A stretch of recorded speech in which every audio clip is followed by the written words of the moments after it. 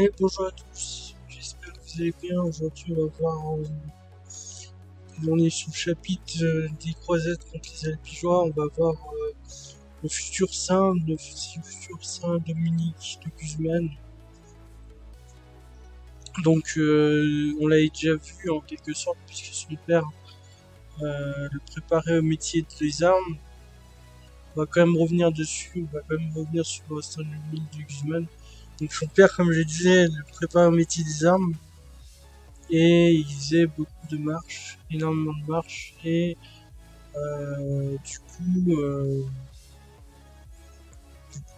il était prêt pour être un chevalier en fait. Et il se trouve que il a une très grande intelligence. C'est un Dominique de Guzman, enfin Dominique. Du coup, il a une très grande intelligence. Il se fait remarquer pour sa très grande intelligence et du coup, il devient à la place d'être chevalier, il devient prêtre. Il se fait nommer quasiment sous-prieur en fait. C'est-à-dire que tu as le prieur et ensuite le sous-prieur, le prieur qui est tout en haut et le sous-prieur qui est à côté. Il y a deux sous-prieurs,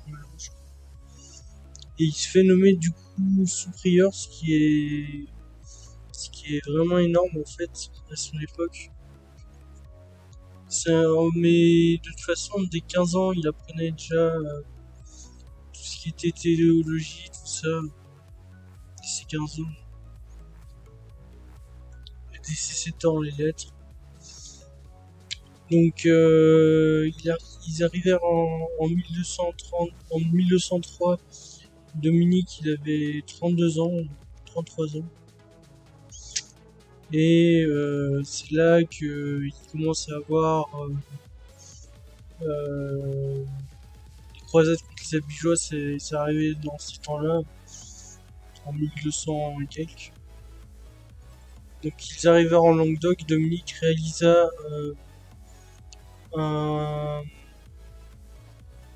il réalisa qu'il fallait une nouvelle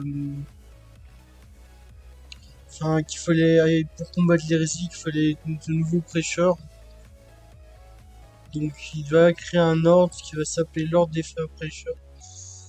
Et cet ordre va être très pauvre et très pauvre dans le but de prouver que l'église n'est pas que attirée par la richesse. Et du coup ce corps-là va essayer de prêcher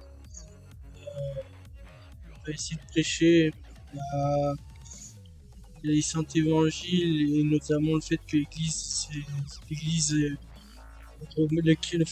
christianisme c'est important. Donc il est accueilli il aussi va lui-même dans les maisons des jeunes filles, il va dans une maison où il accueille les jeunes filles qui sont converties à l'hérésie, et ou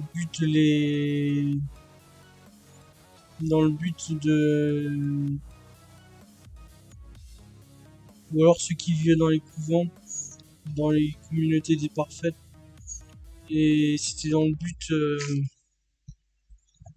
de justement essayer de les reconvertir au christianisme pour pas qu'ils soient totalement perdus. Alors du coup c'est la création des frères prêcheurs entre le 7 et le 25 avril 1215. En mai 1217, il y a la décision d'envoyer ses frères tout à travers le monde. Donc maintenant c'est plus envers une pensée limitée, c'est envers une pensée plus grande. Ils vont devoir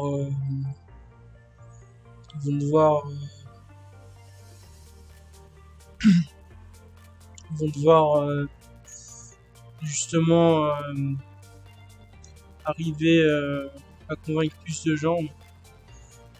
Il y en a 7 prêcheurs qui sont partis à Paris et faire un couvent, et 4 en Espagne. Donc ses frères étaient tournés vers les plus pauvres et les plus démunis. Ils s'occupaient des plus pauvres, des plus démunis. C'est comme un peu l'ordre des mendiants de Saint François d'Assise, qui était le même objectif, l'ordre des mendiants qui était créé par Saint François d'Assise dans le but d'aider les plus pauvres, de mendier et de jamais s'instruire. Le but c'était vraiment de suivre la vie des apôtres en fait, de suivre la vie des apôtres. Du coup, Saint Dominique de Guzman s'en est inspiré et a créé lui-même son ordre, enfin l'ordre des frères prêcheurs, qui est aussi basé sur la vie des apôtres. Mais malheureusement, ces méthodes pour justement convaincre les cathares d'arrêter de croire en leur religion va plus ou moins échouer en fait. Donc ça va pas être assez efficace. Et du coup, les frères, ils sont... Voilà, ça va pas suffire en fait. L'ordre des frères prêcheurs, ça va pas suffire. Du coup, le 14, ce qui a fait en plus déclencher la flamme, le fait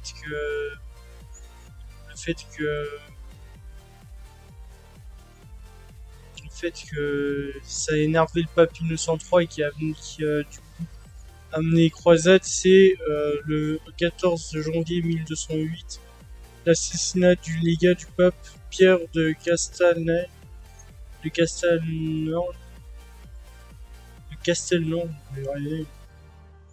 Donc comme il a été assassiné, genre il a été envoyé pour prêcher la bonne parole, il a été assassiné. Et du coup c'est comme si t'assassinais l'église romaine à ce moment-là. C'est comme si t'attaquais à l'église romaine. Donc ça atteignait la chrétienté tout entière, cet assassinat qui fut terrible du légat. C'était le légat du pape, donc c'était assez terrible en fait. Et du coup là, c'est le début des croisades. C'est à partir de cet assassinat que c'est le début des croisades. Donc on a vu toutes les méthodes les plus... Puis envoyer des légats, Saint François... Non, pas Saint François, Saint Dominique de Guzman qui essaye aussi de son côté avec les frères prêcheurs de prêcher la bonne parole de l'église. Et les légats, mais les légats c'est des gens qui sont envoyés par le pape et dans le but de prêcher encore la bonne parole. On a vu aussi ce qui était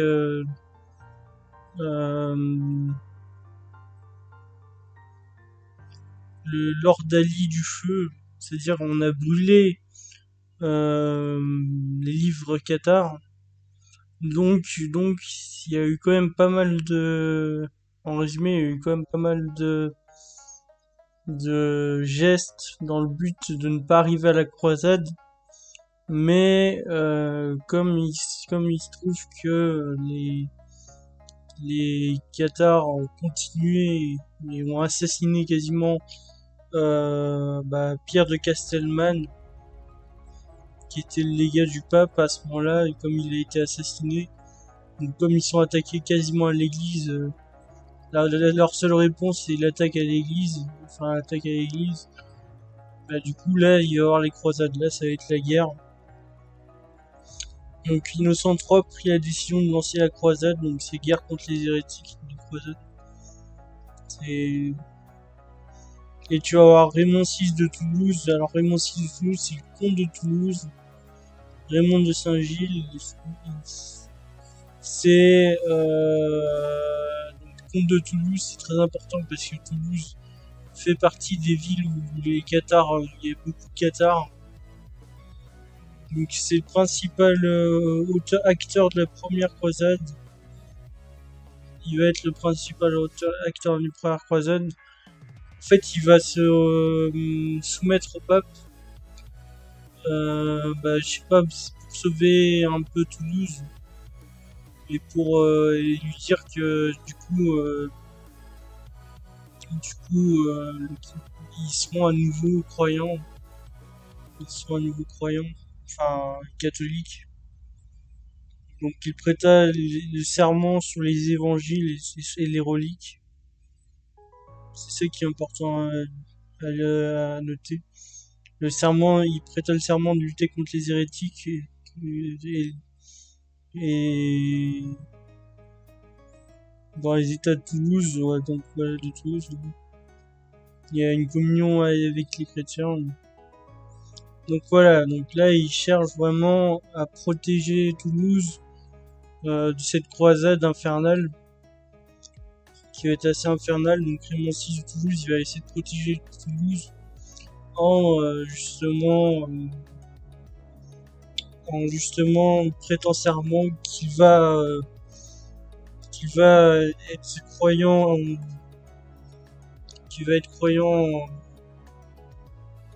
qu'il va être un croyant de l'Église romaine et qu'il va traquer lui-même les hérétiques qui sont dans son état. Donc Toulouse va être plus ou moins protégé grâce à lui, parce que après ce qui va se passer, ça va être assez terrible. Parce que Innocent III à la base, il pensait que c'était juste une armée plus ou moins préventive, enfin une croisade préventive. C'est-à-dire que en gros, ce qui se passe, c'est que il arrive avec son armée, les gens voient une armée très nombreuse, parce que c'est une armée assez nombreuse, ils se disent bon bah on va passer au catholicisme et on se rend à l'évidence que le catholicisme c'est la meilleure religion. Donc ils pensaient dissuader en fait les gens, enfin les reconvertir grâce à la force, enfin juste en montrant son armée. Mais il se trouve que ça va pas du tout se passer comme ça, puisque il y en a certains cathares qui vont dire qu'ils préfèrent mourir cathare et ne pas vivre en tant que chrétien. Donc ça, il va y avoir vraiment beaucoup de discorde. Donc le 21 juillet, l'armée elle arrive devant Béziers, qui est la première ville où il y a pas mal de cathares. Et en gros, ça a très mal se passer. Et même s'il y a une population majoritaire catholique, il y a aussi de très nombreux cathares. Il y a de très nombreux cathares et du coup c'est c'est l'un des pics, si on veut dire, du catharisme. En gros, c'est là où il y a un pic d'habitants qui se disent cathares. Du coup, les habitants ils décidèrent de se défendre et de résister à l'envahisseur. Et ils préféraient mourir hérétiques que vivre chrétien, comme je l'ai dit tout à l'heure. La ville est prise, les habitants furent massacrés. Il y a eu quand même à peu près 20 000 morts, ce qui est assez énorme. Et il y en a qui se réfugiaient à l'église de Madeleine. Ils furent massacrés aussi. Tous ceux qui sont allés se réfugier à l'église de Madeleine se furent massacrés tout simplement au nombre de 7000. Et le nouveau légat qui arrivait après Pierre de Castelman, c'est le légat Armand d'Amaury. Et Armand d'Amaury disait tuez-les tous en réponse au fait que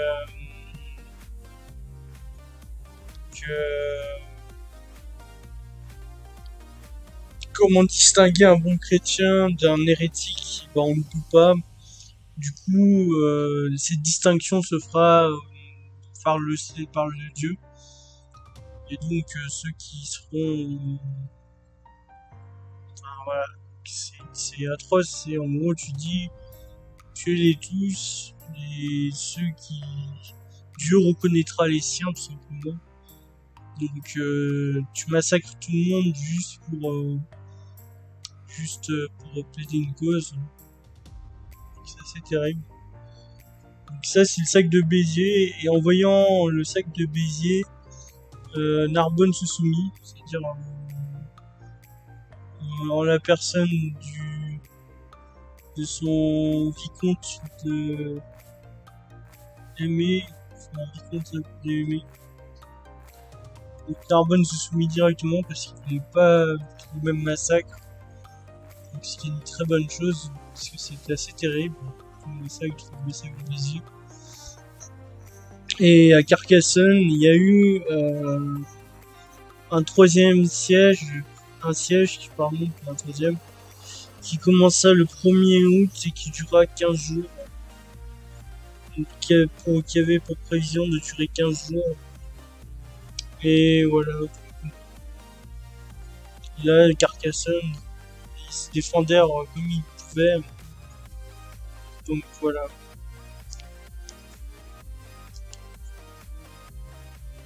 J'espère que vous avez aimé cette vidéo. Même si elle était un peu plus longue que d'habitude, c'était normal puisqu'il fallait prendre le temps de l'expliquer. Donc en attendant la prochaine, je vous dis ciao. Salut.